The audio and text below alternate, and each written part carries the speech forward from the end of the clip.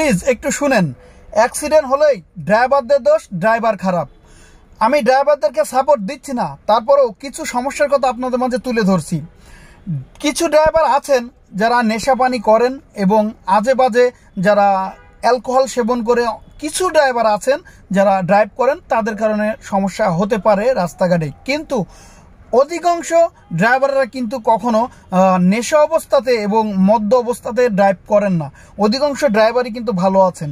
না হলে কখনো রাস্তাঘাটে মানুষ যেভাবে উশৃঙ্খলা করে রাস্তাঘাটে চলাফেরা করেন, রাস্তা পার হন, ডান বাম খেয়াল না করে, ড্রাইভাররা ভালো না হলে এই মানুষগুলো কিন্তু বাঁচতে পারতেন না।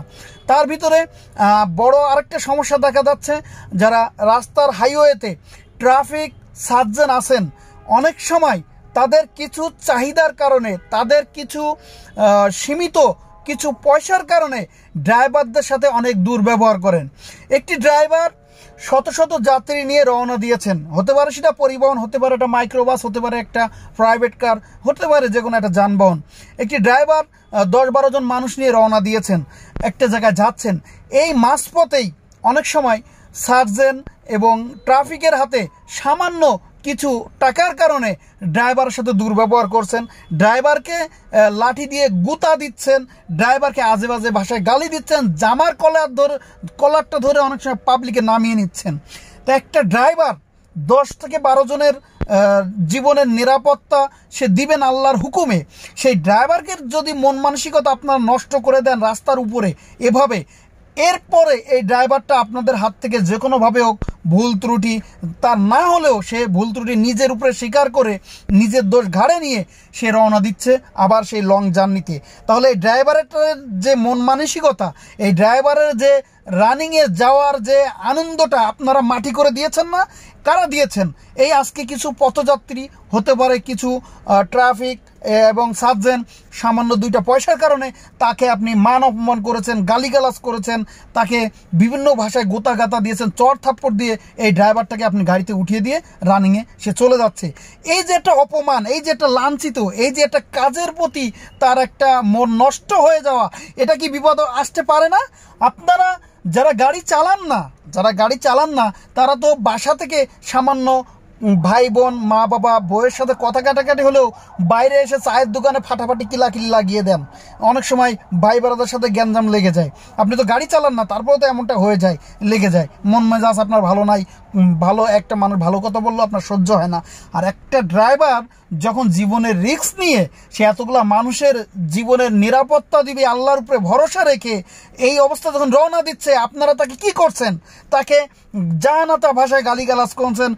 ট্রাফিক সার্জেন্টে অনেক সময় 2 পয়সার জন্য তাকে মামলা দিচ্ছে, হামলা করছে, তাকে বিভিন্ন ভাষায় তাকে গালিগালাজ দেওয়া হচ্ছে এবং চর থাপ্পড় অনেক সময় পাবলিকে মারছেন। তো একটা ড্রাইভারের মেন্টালিটি যদি এভাবে নষ্ট করে দেওয়া হয়, কোথাও রওনা দেওয়ার মুহূর্তে যদি অনেক সময় যাত্রীরাও দুর্ব্যবহার করেন, এই একটা ড্রাইভারের রানিং যাওয়া আসাটা যে মন মানসিকতা নষ্ট করে যে দেন, কি সবাই দিচ্ছেন, একটা ড্রাইভারের কি জীবনের কোনো তার মূল্য নাই?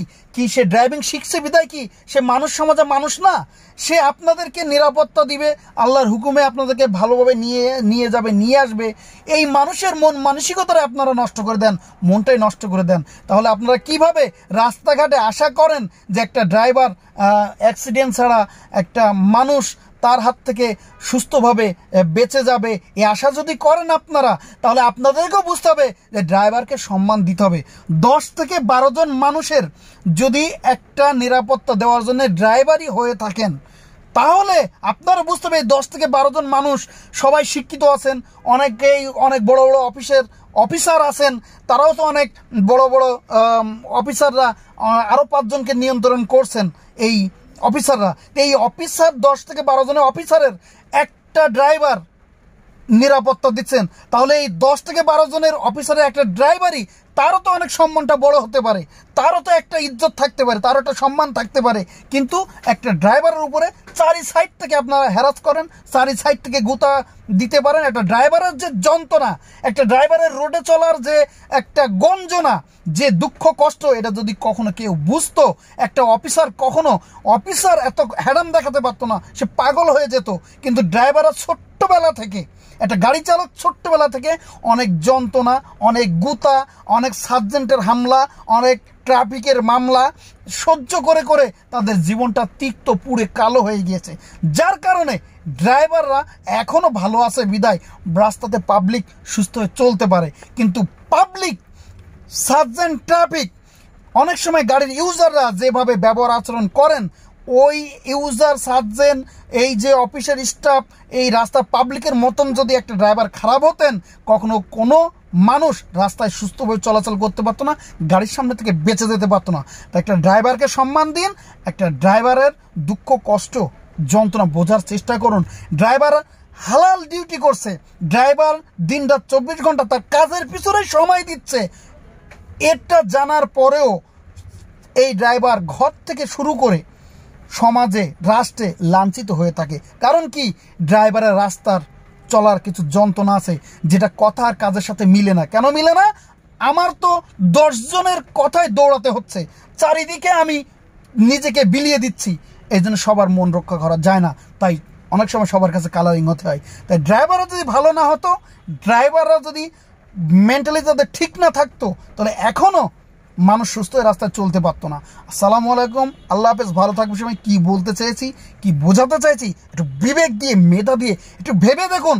ড্রাইভাররা এখনও নম্বর ভদ্র আছে, কিছু হয়তো খারাপ, তাদের কারণে বদনাম হয়ে যেতে পারে, কিন্তু অধিকাংশ ড্রাইভাররা এখনও ভালো, যার কারণে মানুষ সুস্থ হয়ে রাস্তায় চলতে পারে।